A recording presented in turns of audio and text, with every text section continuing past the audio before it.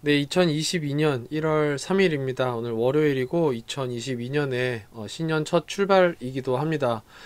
오늘 또 출근을 해서 굉장히 좀 월요병으로 힘들었는데 일요일부터 해서 주말간 그리고 오늘 아침에 딱 눈을 떴을 때 알트코인 위주로 상당히 큰 상승을 보여서 그래도 기분 좋은 출발을 할 수 있었습니다.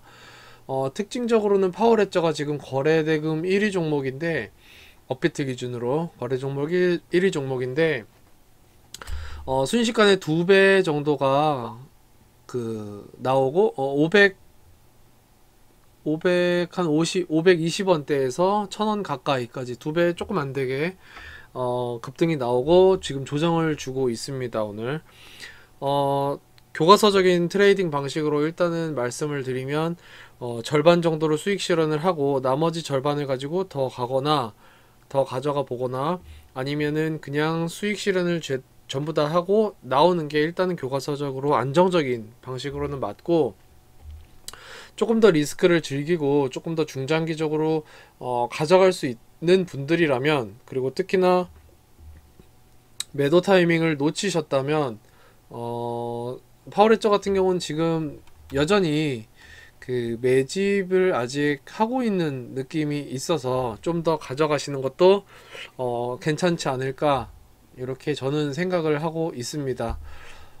아주 단기적인 시각으로만 봤을 때는 이 장대 양봉의 절반을 깨지 않은 이 위에서 계속 놀게 되면 상승의 힘이 여전히 남아있다 라고도 볼 수 있고, 그리고 중기적인 힘 입장에서도 이 1000원 전후로 매물대가 많기 때문에 여기를 깨는 기간이 조금 걸릴 것이다. 이 기간을 깨고 1000원을 올라타게 되면 그때 추가 매수나 아니면 신규 매수나 그때 이후에 이제 큰 폭의 상승이 나오면 그때 매도하고 수익 실현을 하는 게 좋지 않을까, 이렇게 정리를 해 보겠습니다.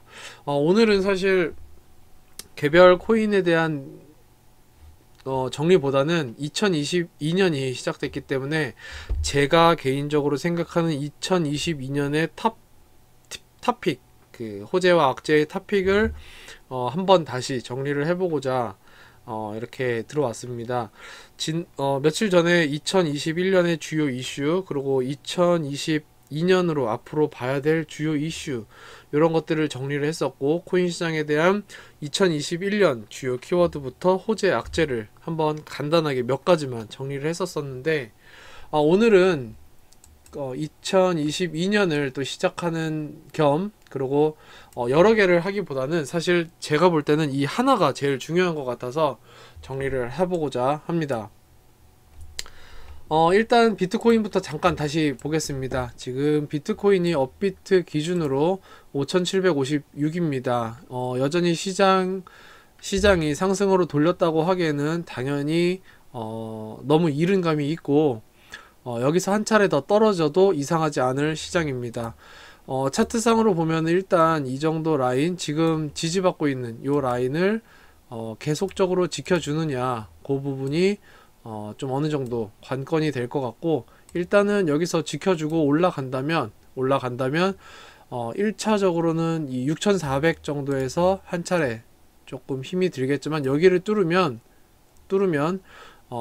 이 5일선 돌리면서 7000 이상까지 급등을 보일 가능성 있다라고 생각을 합니다. 물론 여기서 떨어지는 것도 충분히 가능하고 둘 다 가능합니다. 그러니까 상당히 조심스럽게 접근해야 되는 시장이고, 경력이나 어떤 투자를 트레이딩을 시시각각 그때그때 대응을 할 수 없는 사람이라면 굳이 지금 시장에서 신규 매매나 신규 진입이나 물타기를 할 필요가 과연 있을까?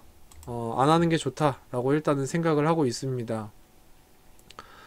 저 역시 신규 매수보다는 그냥 보유 종목 갖고 있는 정도, 그리고 수익 실현할 만한 것들은 수익 실현하고 정리하는 정도에서 하고 있고, 적극적인 매매는 저는 안 하고 있습니다.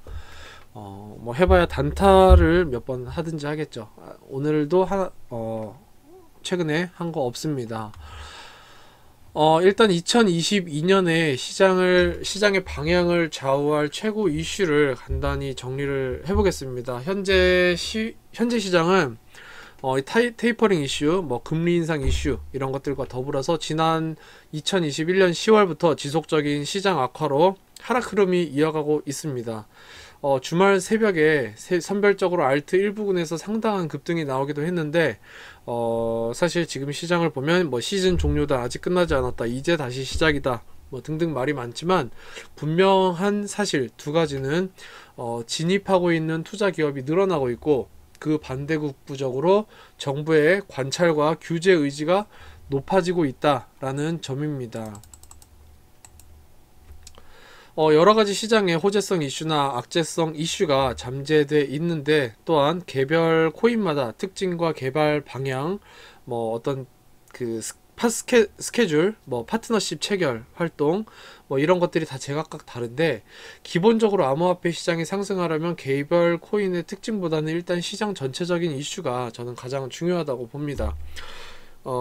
주식으로 따지면 이제 탑다운 방식인데, 시장 전체가 갈 때 그때 개별 코인적으로 이제 그 스스로 조사를 하고 공부를 해서 선별적으로 접근하는 게 제일 좀 안정적인 투자 방식이지 않을까, 아니면 제일 좀 흔한 투자 방식이 아닐까, 이렇게 생각을 합니다. 먼저 호재성 이슈 중에서 가장 메인 토픽 제가 뽑은 거는 역시 ETF 승인 여부 결정이라고 생각을 합니다. 이미 미국에서 비트코인 선물 ETF는 일부 승인이 돼서 운영 중이고, 캐나다 등 몇몇 국가에서는 비트코인 현물 ETF도 승인이 돼서 일부 운영이 되고 있습니다.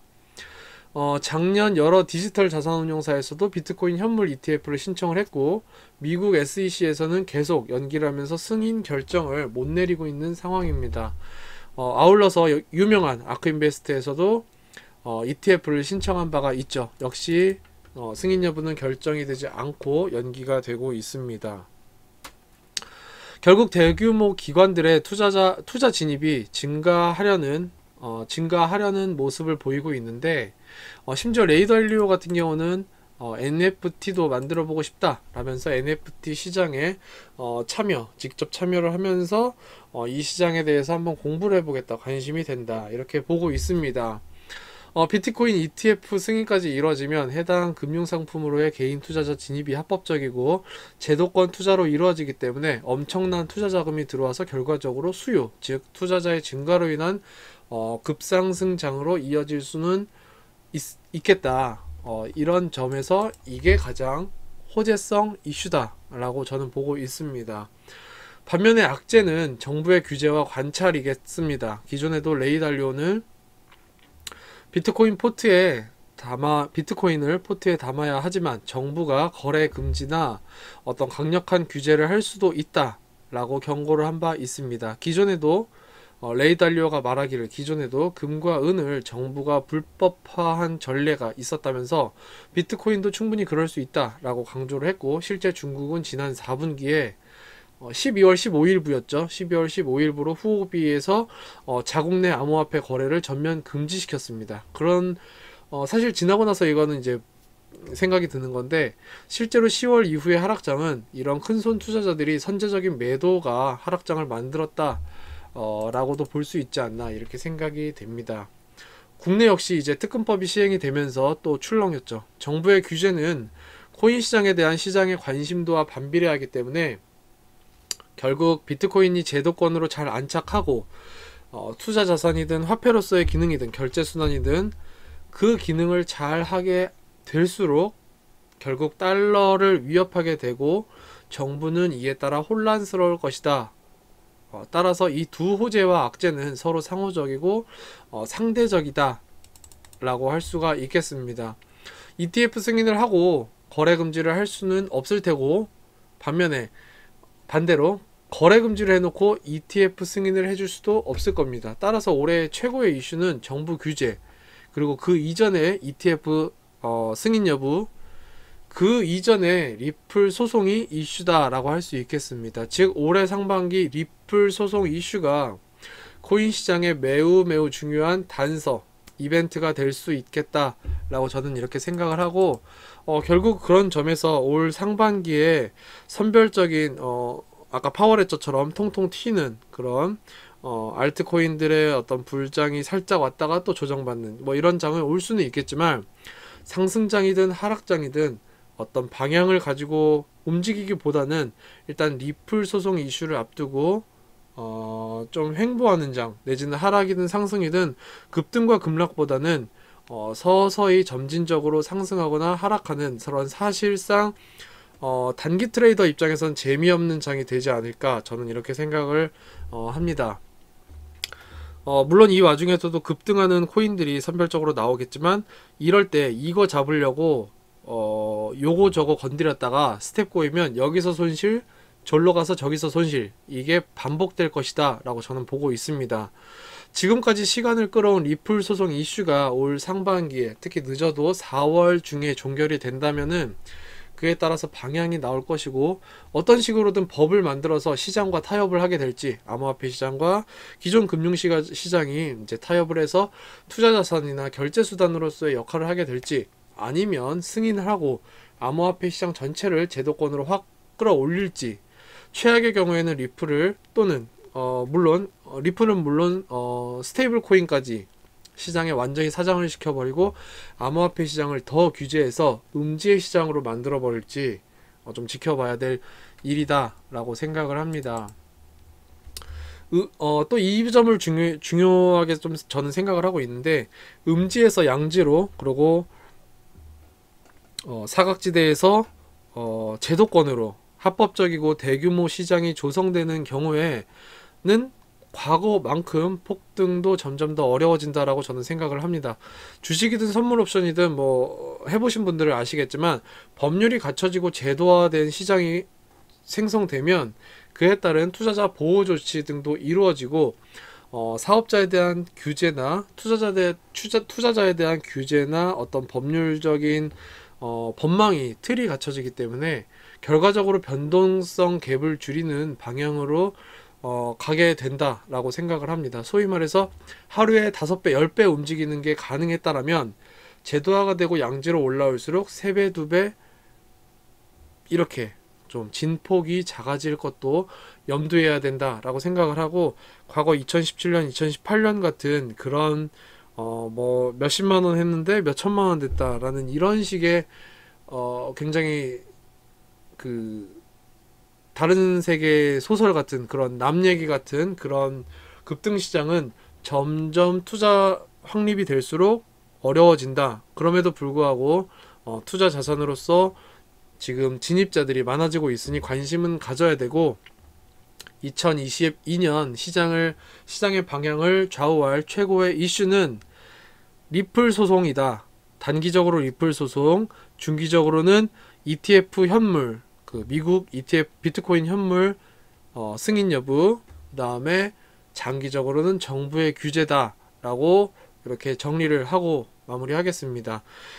제 아무리 코인이 좋을지언정, 아무리 결제 시스템이든 뭐 투자 자산이든 수익률이 좋든 뭐가 됐든 결국은 정부의 시장 규제가 결국은 사장시키는 쪽으로, 규제나 눌러버리는 쪽으로 가게 되면 결국은 달러의 지위에 위협을 느껴서 정부가 막게 되면, 결국은 아무리 코인이 잘 만들어지고 잘 개발이 됐다 하더라도 계속적으로 좋은 수익률을 얻으면서 프로젝트가 진행되기는 어려울 것이다 라고 보고 있습니다. 그러니까 일단은 단기적으로 리플 소송 이슈를 보면서 올 상반기는 조금 재미없을 장도 염두를 하고 투자에 임하시는 게 좋을 것 같다 라고 간단히 정리를 하고 마무리하도록 하겠습니다. 굉장히 재미없게 또 저도 누차 말씀드렸다시피 직장인이고 되게 여러가지로 바쁘게 일을 상당히 하고 있는데, 말을 조리 있게 하는 것도 아니고 재미있는 컨텐츠를 만들지도 못하고, 뭐 소위 말해서 아침부터 자기 전까지 코인 투자만 하고 코인 정보만 캐고 다니는 뭐 그런 사람도 아닌 입장에서 재미없을지 모르지만, 그래도 재테크의 한 축으로서 코인 시장을 바라보는 일반 그 투자자, 직장인 투자자로서 이런 영상을 또 끝까지 들어주시는 분들께 너무 감사를 드리겠습니다. 저 역시 이런 그 시장을 공부하고 정리를 하면서 간단히나마 정리를 하면서 제 스스로를 또 기록하는 그런 목적도 강하고 또 더 나아가서는 제2의 그 월급 이외의 소득 창출을 위한 부분도 있기 때문에 서로 좀 돕는